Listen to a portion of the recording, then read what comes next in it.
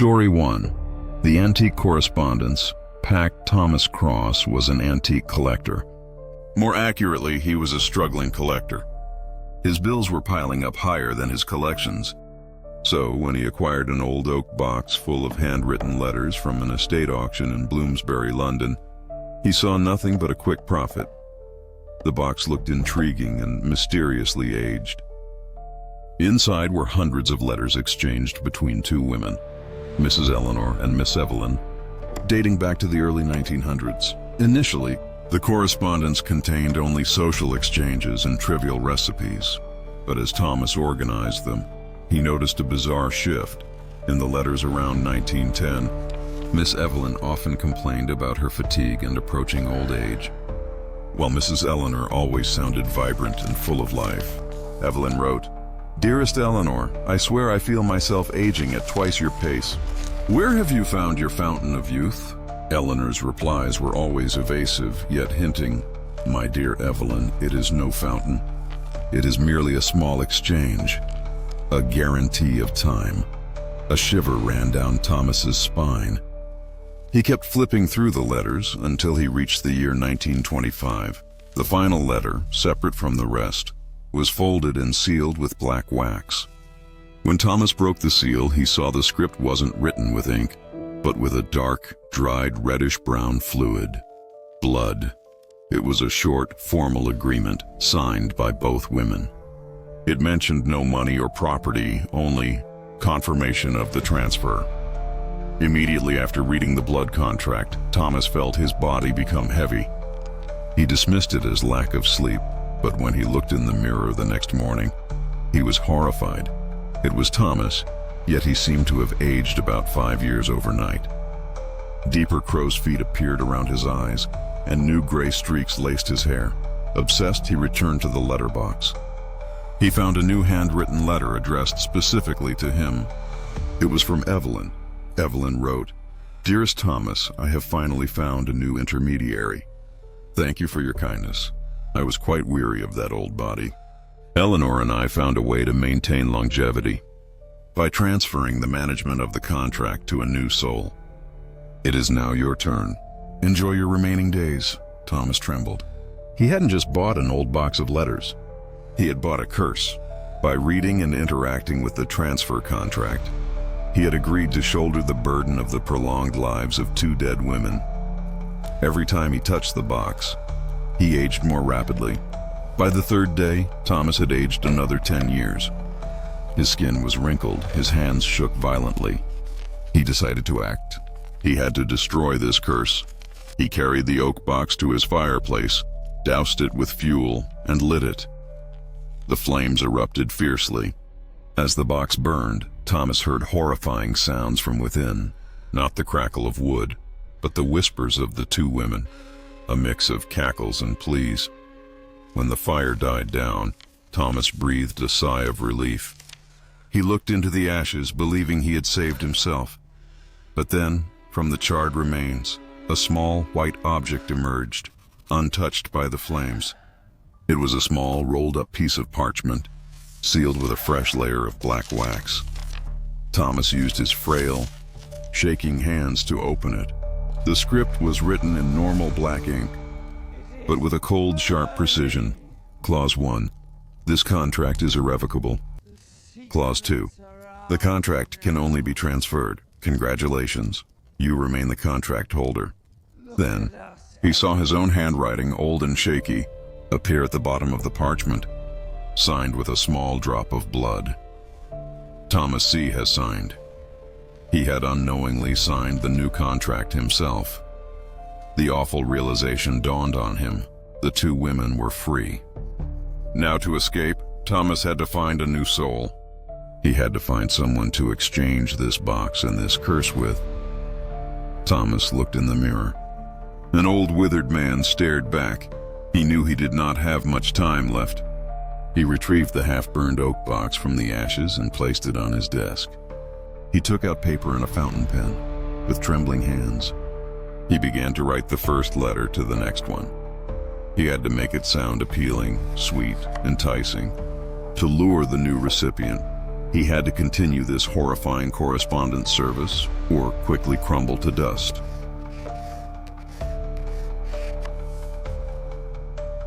Story 2. The deceased's mail service. Alice moved to the small, fog-shrouded town of Port Serenity on the Oregon coast, seeking a fresh start and a quiet job. She found work easily at the town's antiquated post office. The building was old, the air smelled perpetually of damp salt and dust, and the lead supervisor, an old man named Mr. Finch, seemed more interested in smoking his pipe than organizing the inventory. On her first week, Mr. Finch instructed her to clear out the dead mail corner, a dusty nook behind the sorting desk where packages that couldn't be delivered or returned were stored. There, Alice discovered something truly strange. Not boxes, but a single heavy canvas mailbag, sealed shut with a leather strap. It was marked with brittle, faded ink, "Do not destroy, for local delivery only." When she cut the strap, the bag spilled open, revealing stacks of letters. Alice began sorting them. They all had clear local addresses and names. But as she cross-referenced the names with the town's archived records, part of her job was updating old registries, a chilling realization hit her. Every single addressee in the bag was deceased. "Mr. Finch," Alice called out, holding a bundle of envelopes. "All these people, they're dead. Why are we still keeping their mail?" Mr. Finch didn't even look up from his desk. "They're not our mail, dear. That's the mail that comes from the lighthouse. Just put it back." Alice glanced at the sender's address on the envelopes. Indeed, they all bore the same return address, scrawled in faint pencil: the extinguished lighthouse. She couldn't resist. Ignoring Mr. Finch's warning, she picked one envelope addressed to a young man who had died tragically in a fishing accident decades ago. She steamed the envelope open over a kettle, her heart pounding. The letter was written in a frantic, spidery hand, presumably from his wife. "My dearest Will, you must come home. Our son, he has started talking to them again. They whisper through the walls now. They told him you sent this. Come home, Will. Come home before they know I wrote this to you."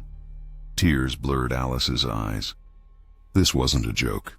This was a message of desperate, living grief sent to the dead. She picked up a second letter, addressed to a woman who had died of consumption. This one was shorter, darker. It was written in a jagged, violent scrawl, and the single line inside was dry and brittle, almost like dried blood. "They know you are reading our letters." A sudden, paralyzing cold swept through the small room. Alice felt a profound sense of wrongness, as if she had broken an eternal, unspoken contract. She slammed the dead mail corner shut.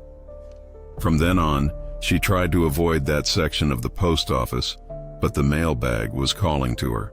Whenever she walked past it, she swore she could hear faint, rustling sounds, like hundreds of pieces of paper shuffling, or dry voices whispering secrets she wasn't meant to hear. One morning, the whispering was louder than usual. Alice looked over and saw that the mailbag was no longer sealed. It was slightly ajar. She approached cautiously. Leaning against the bag was a large, heavy parcel. It wasn't wrapped in paper, but in coarse, rotting burlap. It smelled of decay and ocean salt. The parcel was addressed to her: Alice M. Peterson, postmaster's assistant, and the sender's address: the extinguished lighthouse. Alice didn't need to touch it to know what it was. This wasn't a message from the dead. It was a delivery from them. A sudden, bone-chilling thought struck her. If the dead sent mail and they knew she was interfering, what kind of parcel would they send a living person? She backed away slowly. As she did, she heard a muffled thump from inside the sack. A new letter had dropped. She read the recipient's name on the new letter: Mr. Finch. The realization hit her like a punch. Mr. Finch wasn't avoiding the dead mail corner because he was lazy. He was avoiding it because he knew he was the next intended recipient. He had been waiting for the delivery. He was ready to join the mailing list. Alice knew she had to leave, but the main door felt miles away. The whispers from the mailbag intensified, sounding less like paper and more like desperate, pleading voices. She ran towards the front door. stumbling over a pile of unsorted letters. "Going somewhere, Alice?" Mr. Finch's voice was low and strangely alert. He was standing by the door, blocking her exit, his pipe dangling from his lips. "They sent a parcel, Mr. Finch." To me, we need to call the police. This isn't normal. Mr. Finch smiled, a slow, horrifying smile that barely moved the rest of his wrinkled face. "Normal? Oh, this service is very normal here, Alice. It's just... The postmaster always has to take the first delivery when the old one retires." He lifted his hand. In it, he held a single, crisp white envelope. "You read their mail," he said gently. "You broke their seal. Now you have to write back." He handed her the envelope. It was addressed to the extinguished lighthouse.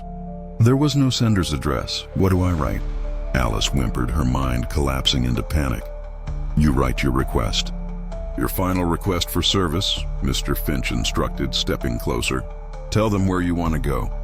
Tell them what you want to be." Alice knew that if she wrote anything, she would be permanently enrolled in their terrifying mail system. She looked at the blank envelope in her hand, then at the burlap parcel addressed to her. She thought about the whispers, the dead voices. In a final desperate act, she crumpled the blank envelope in her fist and hurled it at Mr. Finch. "I am not on the mailing list," she screamed. "And I refuse service." The action was useless. The crumpled paper simply bounced off Mr. Finch's chest. But as the paper hit him, the parcel addressed to Alice suddenly began to shake and vibrate on the floor. The rotting burlap ripped open with a terrible wet sound. Mr. Finch's eyes widened, not in fear but in surprised delight. "Oh, marvelous," he whispered, staring at the ruptured package. "A special delivery." Alice didn't wait to see what emerged from the burlap. She ran past the frozen Mr. Finch, burst through the front door, and never looked back at the post office that served the dead. She knew she had narrowly escaped becoming the next Goi Hang parcel. But she also knew the dead are patient. They always get their mail delivered eventually, and every time she checks her mailbox now, she does so with a profound, sinking terror, wondering if her own name has finally been added to the long list of undeliverable recipients of the dead mail service.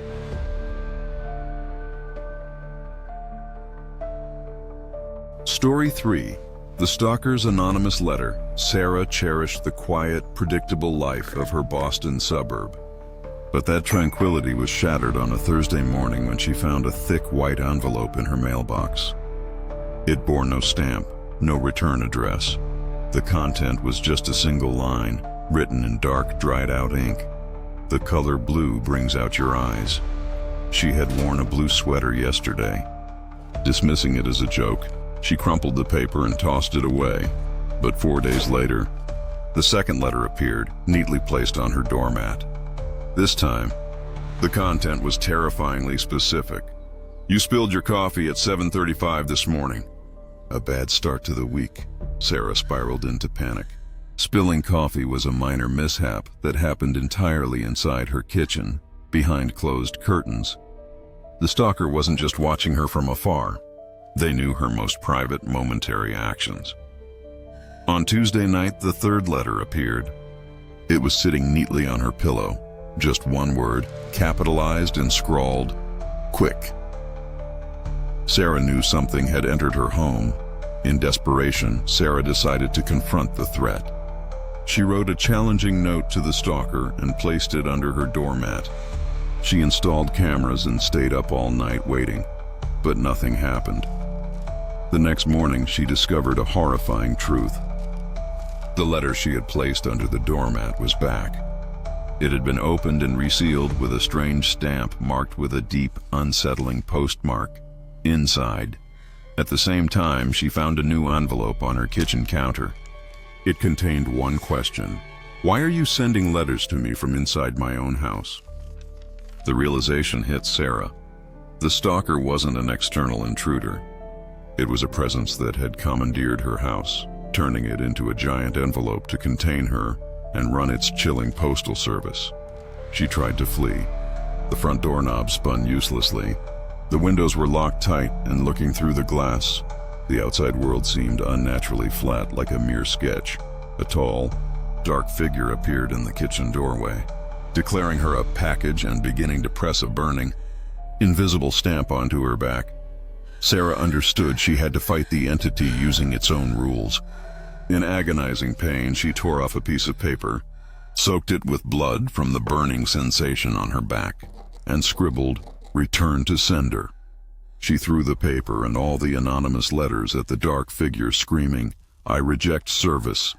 Return to sender." With every piece of paper that touched it, the figure grew fainter. Its postal system was failing. The recipient was refusing the package. As she tore the final taunting letter to shreds, the figure let out a weak, scraping shriek and vanished into nothingness. The front door suddenly unlocked. Sarah stumbled outside, gasping for fresh air. She had won, but when she looked back, a thick white envelope lay on the doormat.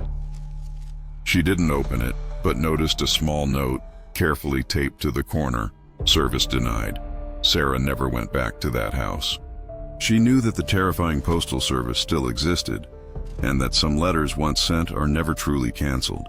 They are simply rerouted to another address.